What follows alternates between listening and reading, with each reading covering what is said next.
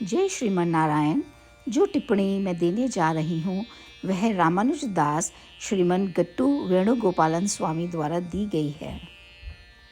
अध्याय 5 कर्म संन्यास योग, श्लोक 13। सर्वकर्माणि मनसा सन्न्यस्यास्ते सुखं वसी नवद्वारे पुरे देहि नैव कुर्वन् न कारयन्। ओम। गीताचार्य श्री कृष्ण परमात्मा अर्जुन सहित हम सभी को कर्म संन्यास योग की शिक्षा दे रहे हैं। परमात्मा कह रहे हैं, अर्जुन, तुम कर्म या गतिविधियां करने में क्यों अटके हो? क्योंकि तुम इस शरीर में हो। शरीर के साथ संबंध के कारण गतिविधियां करना अनिवार्य हो गया है। तुम्हारे वास्तविक स्वरूप के अनुसार तुम्हारा अर्थ आत्मा का स्वभाव है।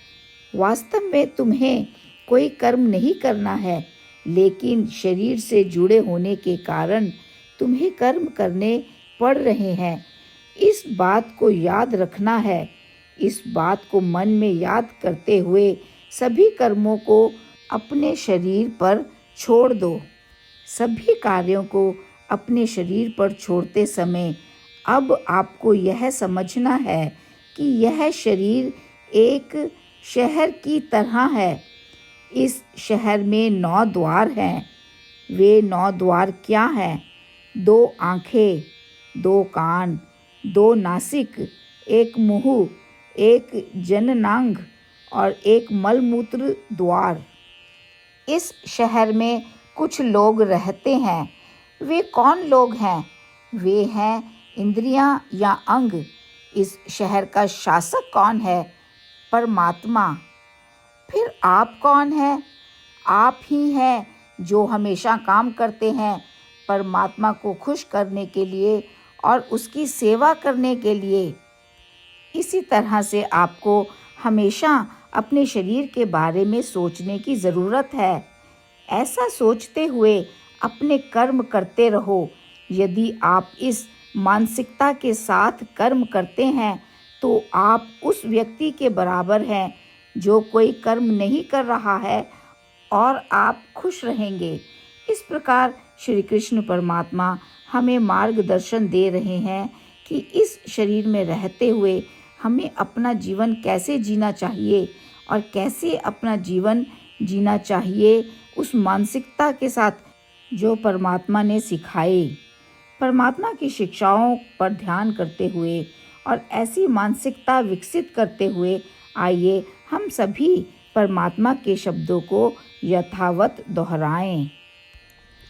सर्वकर्माणि मनसा सन्न्यस्यास्ते सुखं वसी नवद्वारे पुरे देहि नैव कुर्वन् न कारयन्। श्रीमद् भगवद गीता का संपूर्ण सार श्री कृष्ण परमात्मा द्वारा अध्याय 18 के श्लोक 65 से 70 में 8 कार्य करने के लिए दिया गया है।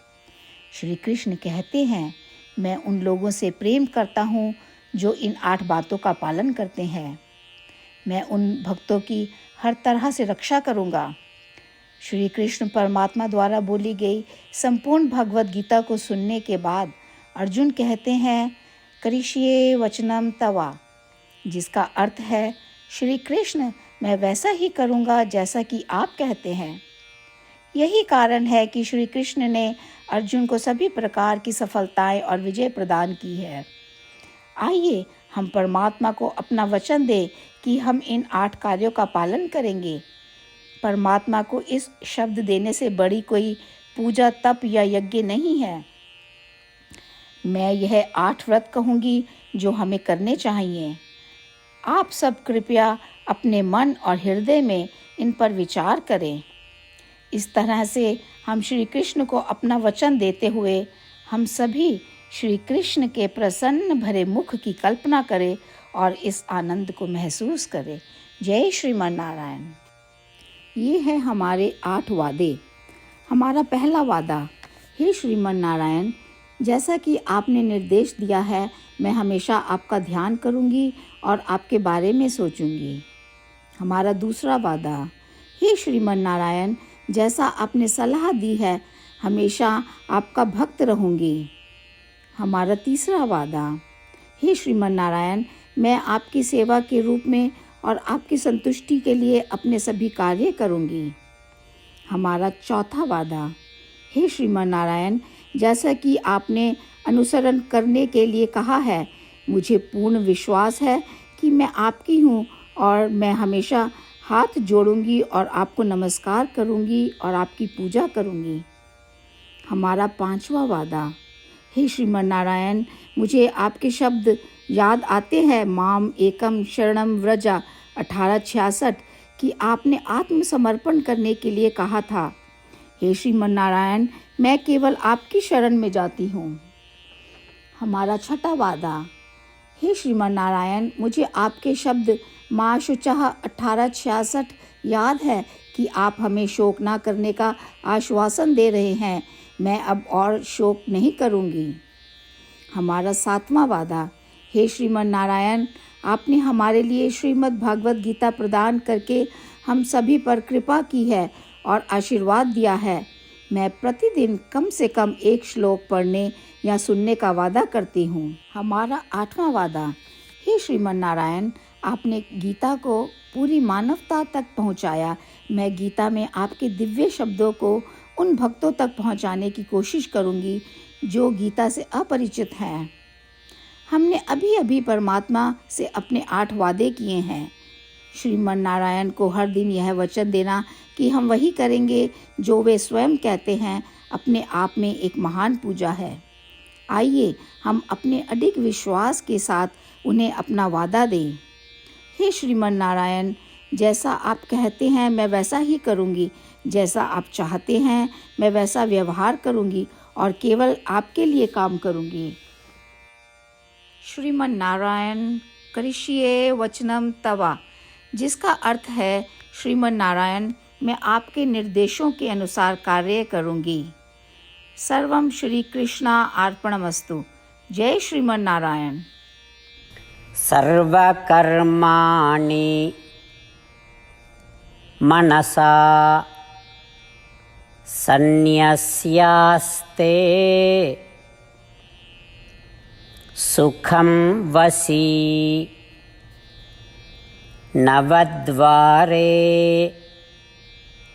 पुरे देहि